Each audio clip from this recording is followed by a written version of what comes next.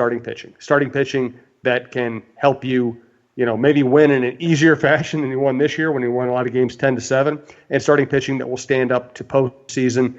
I think they need to bring back Odorizzi, and I think they need to go out and get one other premier starting pitcher, whether it's via trade or just spending a lot of money.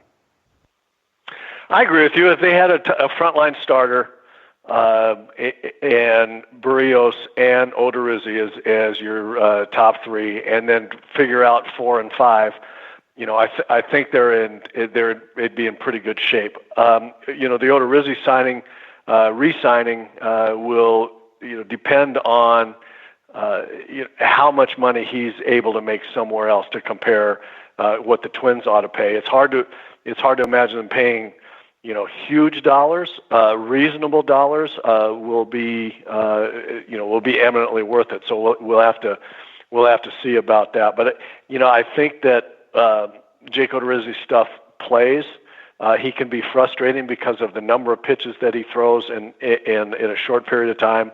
Meaning, he's just been 5 2/3 innings, for so much of the time.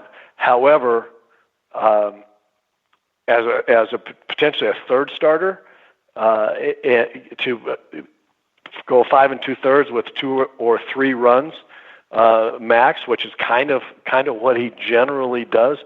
That's pretty valuable in today's game, and you have to look at what he did, the way he pitched against the Yankees in Game 3 here at Target Field, and say, man, that was one hell of a performance. At a time when the thing that they needed most was a really good start from him, trying to slow down a Yankee juggernaut lineup so that you didn't get blown out early, where you give yourself a chance for the bats to come around, for the Twins, and he did that. He absolutely did that. I was really impressed. I was at the game, sitting in our seats up in the Legends Club behind home plate, so I could see pitches pretty well and see hitters' reactions, and he was terrific. I mean, he really was. And so I think that that probably gave upped his value a little bit on the open market. I don't know. I don't have any idea what his emotional tie to Minnesota is, to the Twins club, whether he would like to stay here, whether it's a strong hope that he'll get a good offer so he can stay here.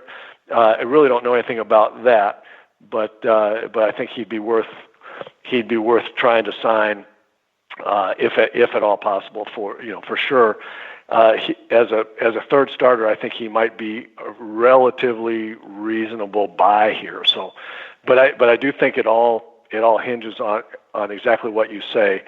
They need somebody that is the equal or better than Berrios to be up there in the one of the top 2 spots. I think that's what's separating them right now from deep in the postseason kinds of runs. Gratterall could be that guy, but he's never pitched more than 102 innings in a season. So while I think he could end up being a miracle cure, I don't think you can just count on that miracle cure. You're probably better off hoping he contributes than basing any big plans around him. Yeah, he's such an interesting guy because, he throws, it's been well documented, he throws 100 miles an hour, but he basically just hums along at 97, 98 miles an hour, 99. But he doesn't miss a lot of bats with his fastball. And you look at what, the comfortable at bats that the Yankees had against him, for example, versus at 98, 99, versus Odorizzi throwing 92, 93 and throwing the ball by these guys. And when you see that, then you know that it's carry, what they call carry. We used to call it sneaky fast or late life or whatever. Jack Morris had the best description of what they call carry now, when he said it's basically just a lack of deceleration. Right. and he's right. That's exactly what happens. There's some guys when they, and the guns will be different. The ball leaves somebody's hand and it's 99, and it gets across the plate and it's 94. And Odorizzi, the ball leaves his hand at 93, and it stays 93 all the way. And I can't explain how or why that happens. They talk about spin rate and all that kind of stuff. Tyler Duffy increased his spin rate on his fastball, four-seam fastball, and picked up not only a couple extra miles an hour, but I think better carry. So now we get back to Gratterall and say, okay, so his 99 or 100 is not like Aroldis Chapman's 99 or 100. That's clear.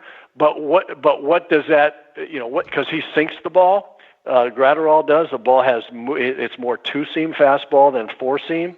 So the question becomes now, with what they've done with the other players, with the other pitchers, to say, you know what, don't throw the sinker, Tyler Duffy, throw it the four-seamer and throw it up in the zone. Do they do that with Gratterall? Or because if they do, and I had a conversation with Derek Falvey in New York about this kid and asked him about what he thinks about all that. What he would say is, look, he was pitching in single A and double A with the old minor league baseballs. Right now he goes to triple A and quickly pitches there for a few times and gets called up to the big leagues. And in triple A and in the big leagues, he's using the quote new ball, the big league ball, where the seams aren't the same and they're smaller. And he said, and Falvey really thought that made a difference to him. He hadn't adjusted to the big league ball in terms of the spin rate and the carry and the sink or not on his pitches. So it's going to be he's going to go to AAA next year, and they're going to decide whether he's a starter or a reliever, and they're going to decide whether he's going to continue throwing that hard sinker, 99 with movement, which is, if he lacks carry, but it starts at 99 or 100. I mean, 95 with movement is good. It's really good. It just means that he's going to have to perfect the slider that he has, which is good, but he's going to have to, which is really good. If he's got two pitches, then the hard sinker and the slider, he's a reliever. If he's a starter, he's got to come up with a changeup. Let's wrap up the show with a couple things. Again, I have 8 million things I want to talk about, but we won't try to pack it all into this episode because we're going to keep doing episodes in the future, and all these are going to be issues. So the easy answer here, if you're a Twins fan, is Pohlad should spend more money. They should go out and sign the highest paid starter out there, fix the problem. Yeah. Boom. I just have to remind people. Sign Garrett Cole for $200 million. Right. That is going to be the refrain from the average Twins fan all winter. I will just remind people, last winter, Harper and Machado each got $300 million. The Padres still stunk. The Phillies still stunk. Neither team made the playoffs. Kimbrel was the big name, the magic fix. And before I realized how much money he wanted, I espoused maybe going after him too. Then I heard how much money he wanted, and I thought the combination of the amount of money he wants, the fact he gave up a draft pick, the fact that he might not even be in shape or ready to contribute for quite a while, then I backed off. And Kimbrel's team didn't make the playoffs. I will say Keuchel's team did make the playoffs, although he ended up not carrying them as far as you would want somebody to carry. So everybody loves the magic bullet theory. Go get that one guy and it fixes everything. It just hardly ever happens. I know the Twins' internal philosophy is don't spend too high a percentage of your payroll on one player. It will kill you. And if you look at history, it's hard to argue with that.